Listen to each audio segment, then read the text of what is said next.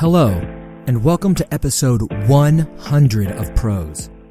This week, meet a goddess while waiting in line for coffee, and tune in for a hit podcast that forecasts the future. So, wow. Just wow. This is episode 100, listeners. When I posted our first journey together, Thursday, November 24th, 2016, I had no idea that we'd still be going 1,200 days, aka 39 months, 13 days, aka 3 years, 3 months, and 13 days later. For some reason, some of those years have melded together, and I've been noting to everyone who listens to the show that the show is 2 years old. Let this indicate, for the record, that I am terrible at calendar math, and that I stand corrected. You'll also note that the episode is coming out a day earlier than our usual Sunday release date. That is indeed purposeful. This 100th episode, this milestone in my own creative endeavor, is dedicated to my younger brother Justin McGee, who is finishing up a PhD in things that are far too advanced for me to even begin to attempt to explain here. Currently, he's in some lab somewhere running numbers and or hacking away at his dissertation. And today is his birthday.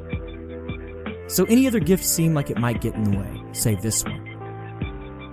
He was my first supporter and encourager in all things and in prose specifically. And he is unwavering in that support. And I cannot thank him enough for that. Heck, he wrote our theme song, friends. So, happy birthday, Justin. Be sure to tell me when it's okay to share some of your work with the prose community at large. I'll have more announcements about the podcast at the end of the show. Please go follow the show on social media under @ProsePodcast across all media. If you are enjoying the show, please click that 5-star review button on whatever you're using to listen to it. Those really do help a lot. For easiest access to the show, subscribe using the podcast app of your choice.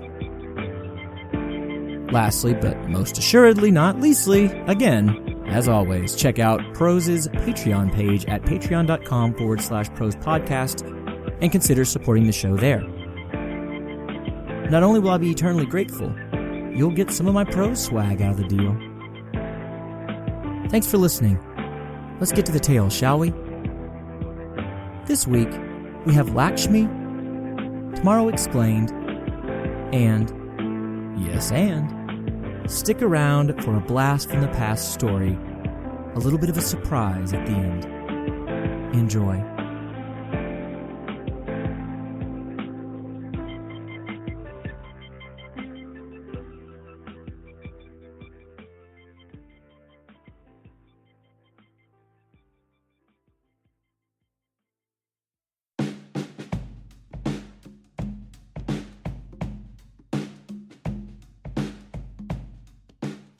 Lakshmi, an original short story by Jared I. McGee. Have you ever read Charles Williams' novel The Place of the Lion? No? Well, that's not at all surprising. It's not often that I have met someone who has. No worries. So, he was purportedly the oddest of the oddballs that made up the writers' collective known as the Inklings. The Place of the Lion was required reading for one of my literature and the fantastic courses that I took out of my nerderific love for Tolkien. Anyway, the novel is a big, roiling story of Platonic ideals come to life and trundling through England. Not so dangerous or too strange, you say? Well, if every lion is based off one super uber lion that is the concept of lion unwatered down and that thing goes rampaging in your town? Dollars to donuts say that you'll believe that Platonic ideals come to life are most assuredly dangerous and most decidedly strange. I can't say that I was over the moon for the book when I was taking the literature and the fantastic course. However, without The Place of the Lion, I would have never fully realized what precisely was happening with Lakshmi.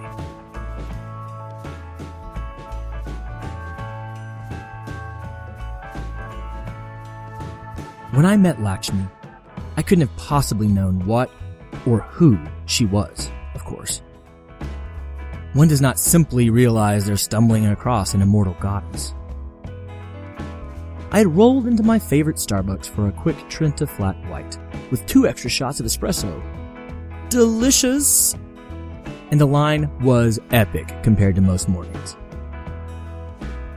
From behind me, I heard a, "Wow, I guess a quick coffee is out of the question after all." The comment seemed addressed to me, despite it being made to my back, so I tried to not so awkwardly sneak a peek over my left shoulder to see if it really was meant for my hearing or if I was just playing the snoop as most people do in the line at Starbucks or damn near anywhere.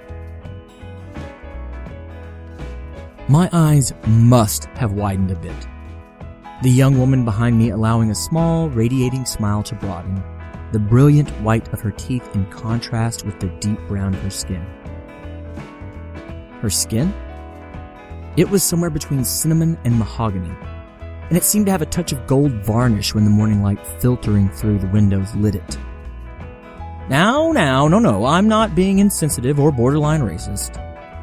Those were her words, not mine. Later, but they were her words. In fact, Lakshmi would crack that joke about the color of her skin in roughly 30 minutes of my having met her. Whatever color her dark skin was, it was flawless, beautiful, stunning, particularly when that unfading smile aimed at me. Her eyes were an even darker brown to the point that they were almost black. All this natural beauty was set off by a deep yet vivid red dress she was wearing, accented by gold bangle bracelets, a gold necklace, and some shining gold stylized elephant earrings to boot. It took me what seemed like 10 minutes to compose myself enough to actually speak to her. To her credit, she confidently took in the attention and surprise, not deigning to break the silence or help my fish gasping for air self find footing from which to regain my composure. "Am I right? No quick coffees for we 2 poor slaves to caffeine. But hey, in capulus veritas, if my Latin is on point this fine morning." I let my mouth flop, and for a bit, finally reined that in enough to close it and said, very eloquently mind you, "Oh yeah, no kidding, right?" Stellar response, huh? Later on, these first bumbling words I graced her with would become a fond joke of Lakshmi's, her calling me her eloquent poet from the moment we laid eyes upon one another. Unfortunate though they might have been, my halting attempts at replying to a stunning woman talking to me, got better that morning in line. We did eventually get our coffees, which turned into us strolling along the streets and sipping, listening to the not-so-distant crash of the ocean, which resulted in me calling in sick to work and her blowing off some obligation for brunch, which resulted in us having brunch and, well, the day just didn't end. From coffee to brunch, brunch to a movie, the movie to an early dinner, that early dinner back to her apartment. We knew we wanted one another in every possible permutation of what that phrase means. After an intense evening of making love, comparing tattoos in the shower, my myriad Latin phrases and her one colorful lotus, making love again and then eating some late-night delivery pad thai, we talked until the sun came up. I didn't go to work for another 2 days, calling in sick so we didn't have to part company.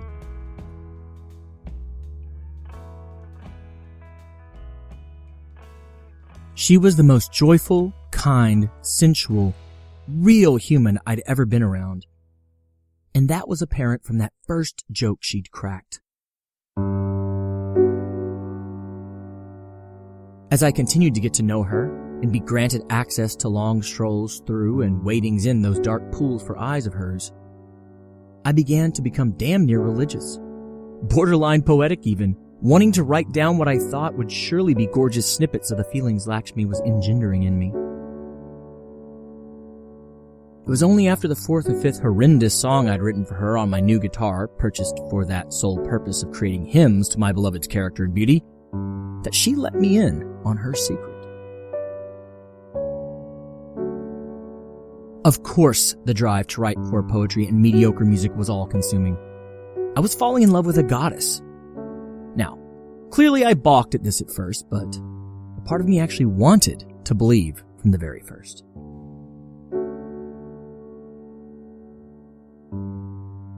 Lakshmi let me read a portion of a holy text that some person wrote about her a very long time ago. Somebody named Sri Kamala Stotram. Every woman is an embodiment of you. You exist as little girls in their childhood, as young women in their youth, and as elderly women in their old age. Every woman is an emanation of you. That sort of drivel usually made me roll my eyes. I'm a lover of words and the arts, but the more religiously skewed texts tended to get me squirming and a touch hot under the collar. Even so, these words rang true. The love of my life was timeless. She was all things. I mean, the inexplicable happened around her every day. My various goals that I'd had for years started falling into place in quick succession after my coffeehouse meeting. The month of October became something akin to heaven on earth. The full moon made me restless in all the best ways. The evidence mounted, and I was a huge fan of Charles Williams and Plato. It only made sense that this perfect woman was just that. The perfect and unerring ideal of womanhood come to life. A goddess that all other women were pale imitations of. Lakshmi was rather pleased with how quickly I came around to believing that she was something else, something different. My nerdiest and Tolkienian leanings came out in full force in her favor when she explained to me why she got mail under so many different aliases. When one is all aspects of womanhood, one must have names that reflect those parts of oneself, no? She asked me one afternoon, as she was having me help her sort her sizable delivery of mail. I was blown away by the list of names and their corresponding aspects I encountered.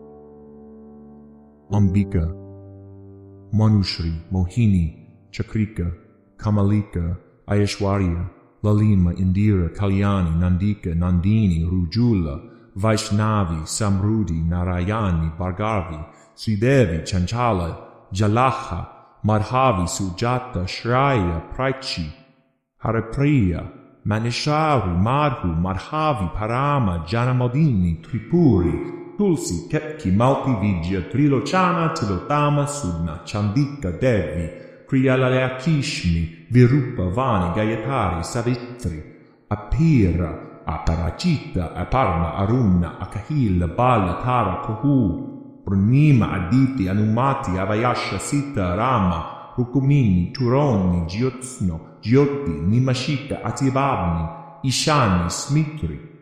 And more!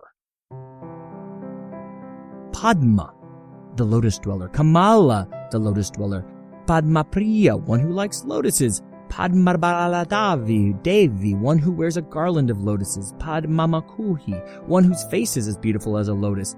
Padmakshi, one whose eyes are as beautiful as a lotus. Padmahasta, one who holds a lotus. Padmasundari, one who is as beautiful as a lotus. Shri, goddess Sri Lakshmi, opulence. Shriji, Jatika, goddess Lakshmi. Jagadishimiri, the supreme mother who rules the universe. Vishnupriya, one who is the beloved of Vishnu. Ukavahini, one who rides an owl. My favorite and the nickname I immediately latched onto for her, the pet name I wanted to bestow her with, was the last one, Ukavahini. Though I wasn't too taken by Lotus's beauty, nor all the Vishnu-loving mess, I did thoroughly enjoy the thought of my love riding through the night skies on an owl. Lakshmi did not appreciate my taking humor in the veneration of her different aspects, though, and in her genuine and saccharine manner asked me to please not call her by those other names. She was Lakshmi to me. She said she was my Lakshmi. I was to call her that and that alone. I honestly cannot recall how long we'd been seeing one another when I asked Lakshmi to marry me. It was certainly after I'd done loads of research on Hinduism. I knew all about my Devi's storied and immortal past, if goddesses even lived the time continuum the same way we mortals do. I learned about the concept of the high heavens and how the ultimate salvation lies in the achievement of moksha, allowing them into Vaikuntha. I did not like the idea of eternity with her ex-lover. I hoped he was her ex-lover, and king of the universe Vishnu. But I did rather like the idea of eternal youthful life. Moreover, the Hindu ideals this heaven of heavens was a place where those Platonic ideals resided eternally spoke to me, touching my very core.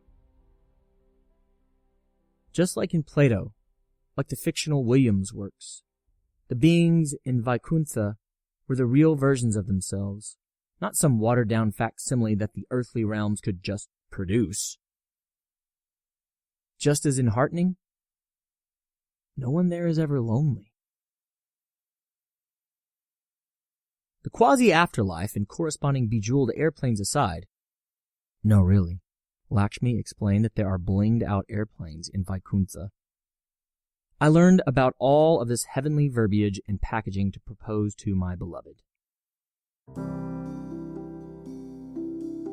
That morning, I took her to the coffee shop where we first met. We strolled the beachfront sidewalks we had first strolled after that meeting. I could go on, but the point is I sought to relive our first perfect day. Halfway through this reliving, however, Lakshmi stopped me. In coffee lies truth, my love, not in its artificial construct of love. This was not how I'd hoped this would go. But Lakshmi explained to me how she could give me love in abundance and allow our love to flower, so long as it was not crushed underneath the weight of the mortal coil that surrounded us on this plane of existence. She made the argument that she needed to be unbound to continue to love me best. This sounded, to my unrefined, oft-dumped ear, like I was being pushed aside or told we were not an item anymore. But Lakshmi vehemently denied that that was the case. I'd heard similar things off and on through my other dumpings, which put me ill at ease at the time. But it makes sense, does it not? That Williams superline that is the concept of lion unwatered down? Do you remember how it is prone to rampage because that's what the Platonic ideal of a lion would do? Well, those same dollars to donuts say that I was right about just how dangerous Platonic ideals, come to life, can be. This perfect woman was demonstrating the perfect I want to have my cake and eat it too argument, and I was powerless before it. Before the person I adored more than anyone else in this world. In reality, I had come just short of coming to worship her. I think that is what she was doing, man. Slowing me down and ensuring she didn't become just some goddess to me. That pedestal I was trying to put her on wasn't where she wanted to be. It's not what she needed. Yet, it's where she'd been since humans first huddled around fires in caves. And here I was, becoming just another man, enthroning her rather than tending to her feelings and the flames of our relationship.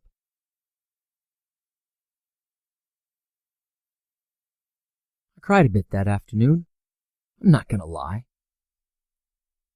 But I never saw Lakshmi happier than when we got home and I began burning my books on Hinduism and the worship of her. Not selling, not giving them away, not spreading the knowledge, not spreading the truth. Burning.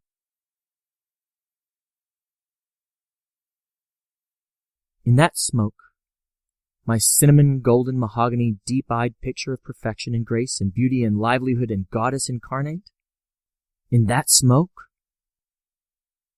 she saw the chance to be loved, truly loved, for who she was and not what she was. for the very first time in eternity.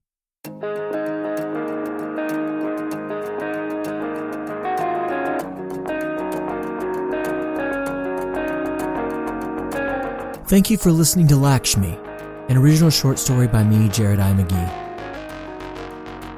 Please stick around, we've got a couple more surprises here for the 100th episode. Let's go on over and see if we can predict the future a little bit via podcast, shall we?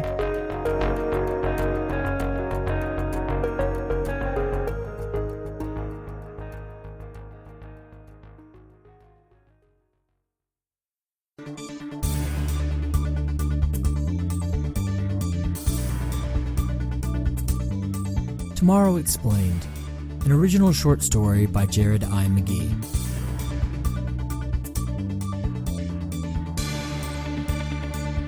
Hello and happy day to you all, erstwhile listeners. Welcome to Tomorrow Explained, the only newscast podcast Neurocast dedicated to breaking down the auguries, predictions for tomorrow's doing in one simplified program. Want to know about what to expect tomorrow? Tomorrow Explained is the place for you. I am your host, Skintz Mykoff, and today's episode is titled, Which Neighborhoods Will Burn in the Firestorm? Exciting stuff. As always, we thank the Augury for their support of the program by sending us the declassified portions of tomorrow's events. We also want to thank the sponsor for today's episode, Borrow My Bliss. The most recent breakthroughs in cognitive interface and neurocastable cerebral rewrites at University of Deimos, Marsside, have completely revised what we know about direct access surrogate immunotherapeutic approaches and how to apply them. Originally deemed classified by our loving and protecting magistrate, the research has recently been released to the public sector as our dear magistrates want nothing but love and kindness and feelings of worth to flourish amid we imperial citizens of the nation. Borrow My Bliss is the exclusive purveyor of these new cutting-edge techniques, so the price is locked in thanks to the powerful, the caring magistrate. Borrow My Bliss is the cutting-edge and direct access surrogate immunotherapy.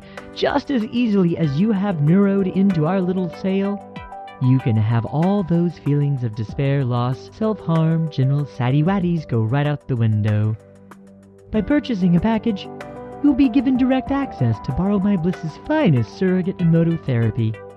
This is the finest emotion replacement you can buy, and you don't even have to leave your Homer unjacked from Axiocast. Borrow My Bliss, get your bliss today. Now, tomorrow's weather is 100% chance of precipitation from 12:01.35 a.m. lasting to 6:33.45 a.m. Empire Time, after which the skies will clear and the day will be mostly sunny. The average temperature will be 297.0389 Kelvin. For second-by-second layout of the weather, please jack in to our visual feed. As the title of today's episode suggests, the precipitation and relatively mild temperatures will do nothing to dampen tomorrow's major firestorm fallout that the augury have predicted. For those living in New Chalcedon, you will be hit by major firestorms between the hours of high noon and 3:55.45 p.m. Empire Time. At least half of the neighborhood will be lost in the fires, and the predicted casualty list is growing. For more detail, we have Commandant Stian Renfrey with us here from the augury.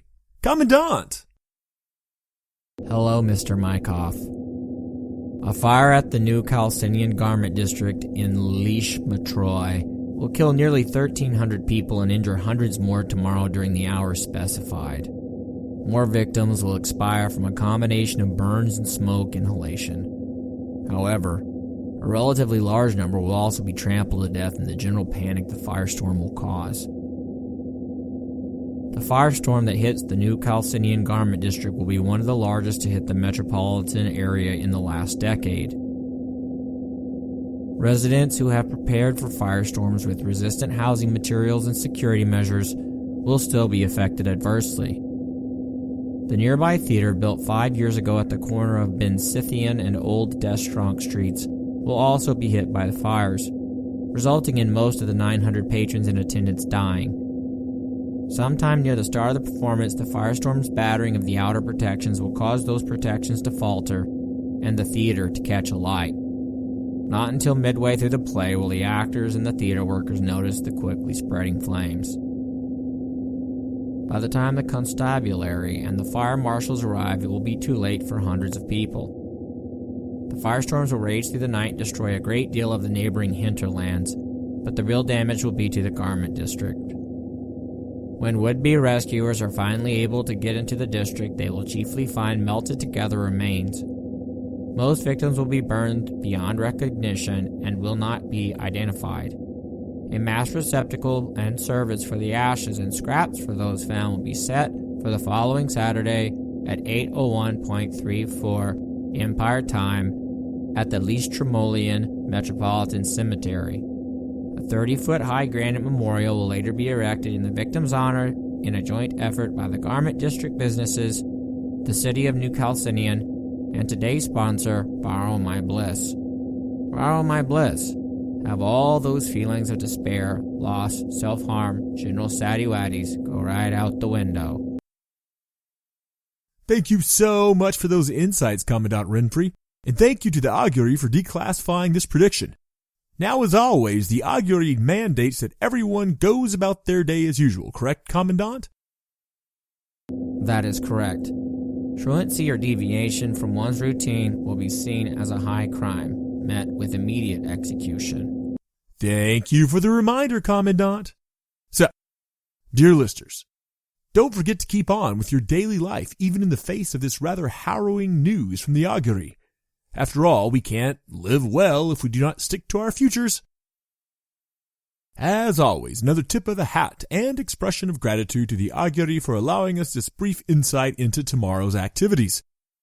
Good luck and condolences in advance to those that will be affected by the firestorms tomorrow.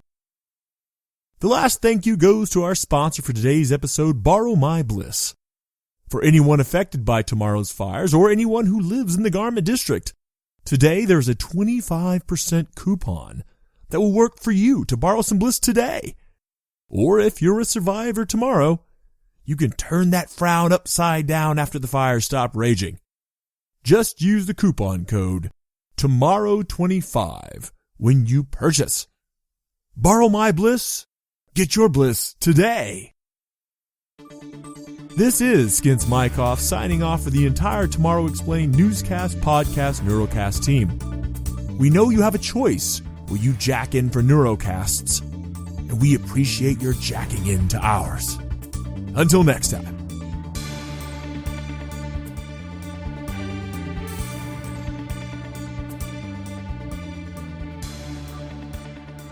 Thank you for listening to Tomorrow Explained, an original short story by me, Jared I. McGee. Normally, this is where I'd say, that's it for prose this week. But it's our 100th episode. We need a little something special.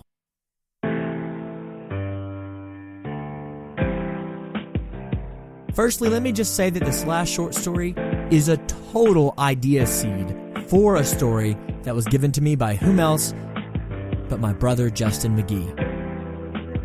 So, not only is the episode dedicated to him, that story kinda is his.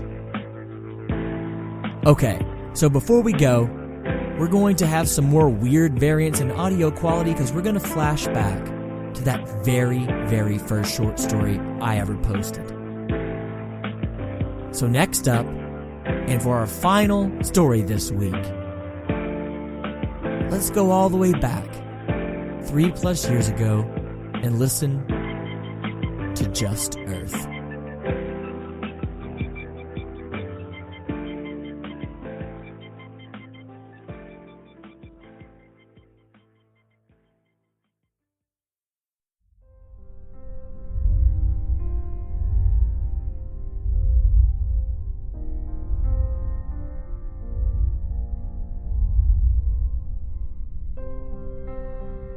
Just Earth, a short story by Jared I. McGee. He couldn't believe it. Here he was, bleeding out from a piece of rebar through his abdomen on a dirty floor. Him, one of the foremost deep space jumpers, the man who was just short of a god on Mars, dying on this filthy planet, Earth. It had been at least 15 years since he was on the blue planet, as it was once called. Of course, a little over a century had passed since Lash, the third planet from the sun, carried that pet name. The human race saw to ruining that by ignoring its cries for the better part of 300 years. Industrial revolution to the Antarctic proxy wars, only 3 centuries of so-called progress wiped out the homeworld. Luckily, a handful of very far-sighted individuals sought to look beyond those darkening skies and heated days off into the distance at Mars. 2070 saw the first humans on the red planet. Not 30 years later, mass exodus from Earth would begin, and he was one of those few born on Earth that made his way to be a jumper. 10 years on Earth in the midst of squalor and his family scraping by to keep their air scrubbers running, a scholarship to the Orbital Training School for Gifted Youths, 7 years at OTSGY, 1 transitional training year on the militarized moon base of Akalois, 3 years on world and on Mars. Then he was deified, sent into the farthest reaches of the heavens to seek out even more worlds that could sustain the human race. Mars would get crowded soon enough, and God only knew how quickly they would ruin what terraforming had stuck on the once living, once dead, now living planet. He was the first human to set foot on Titan, dispelling myths and rumors that all the intel on the moon had all been wrong. Humans would soon be watching those famed rings from their front lawns, if you could call those dusty patches of homesteads lawns. He then crossed the celestial Styx in the deepest jump any of his kind had ever made, establishing a self-contained biosphere on the massive mountain on the formidable Charon. Every time the people said it could not be done, he did it. Every time the scientists debated the hows and whys and if we cans, he simply went out and made fantasy reality. Every time the human race thought it had limits, he expanded their vision even farther into the depths of the starlit expanses of the solar system. At 30, he was getting a bit old for the major jumps, but he had been promised this first leap beyond the confines of what is quaintly called the solar system. He would be the first galaxy-class jumper. Well, he and his fairly extensive crew, but he would be the prime. He would call the shots and set his feet down on whichever rock they found that could potentially play host to this invasive species he called his own. All of these accomplishments were rushing back in a torrent that seemed like another lifetime. But he knew that this was just a trick of the dying mind. His eternities of living and reliving his life were seconds of Earth time. He had felt the cold of cryo, but it had nothing on this most biting and bitter of frigidities. And what for? Another drink when he should have told the bartender he was finished for the evening? A smile and a wink and a caress of the shoulder, of the small of the back of a pretty but inevitably backward and antiquated Earth girl? He had not even stayed to fight like a respectable man when her male companion decided he didn't approve of his interactions with her. What was her name? Andromeda? Such a royal name for such a plain place, but then again, everyone on Earth had the names of gods and goddesses and myths and heroes these days. They had to look to the stars and the delusions of old to keep them sane on this bedimmed Tellurian sphere. He wasn't here for any noble purpose. He had simply come back to bask in what he'd escaped. Instead of fighting, he stumbled out of the ramshackle bar, laughing at how ridiculous this palace of anachronisms was. He chortled as he tripped toward the downward slabs of broken stairs.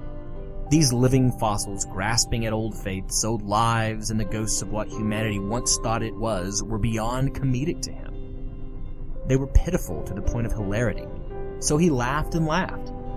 Right up until he, in this moment of superiority and celebration of his own evolution and godhood, tripped over his feet, sending him sprawling down those dilapidated attempts at stairs and into a salmagundi of loosened masonry from some long-forgotten and long-abandoned construction project. Only to land back down and face up on a javelin that had waited for him for 30 years. This modern angel defying God was here dying alone on a fossilized world that didn't even have the good sense to know it was dead yet. Another flash of his jumps. Another. They were comforting to him in this strange, putrid place, there in the dark of an obsolete world. He took solace in knowing that, even in this most ignoble of deaths, he would be remembered a hero. He would be jettisoned into the slowly dying sun, as all jumpers were. And then, as is befitting major heroes of his ilk, his face would go up in everlasting diamond sculpt somewhere, most likely Karen, so he could face outward to those jumps that were meant to be his, but now never could be. He would remain a shining beacon, looking ever forward toward progress and the continuing expansion of the human race and the perpetuation of his life's work. He smiled and let go, warmed by this final thought of his own greatness. Internal Jumper Program Report. System Jumper First Class Ezekiel Phaeton Jatayu was killed on Earth under unknown circumstances. Despite high blood alcohol content in SJFC Jatayu's talk screen, local authorities suspect foul play but currently have no suspects. They are working on collecting additional evidence. SJFC Jatayu has one sister, Phoebe Jatayu, living on world.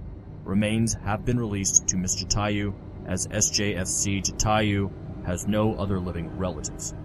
He will not be granted a jumper's release. Miss Jatayu is not comfortable releasing his body for solar cremation, and the High Command has no objections to his burial on Earth. No posthumous honors or distinctions will be granted at this time.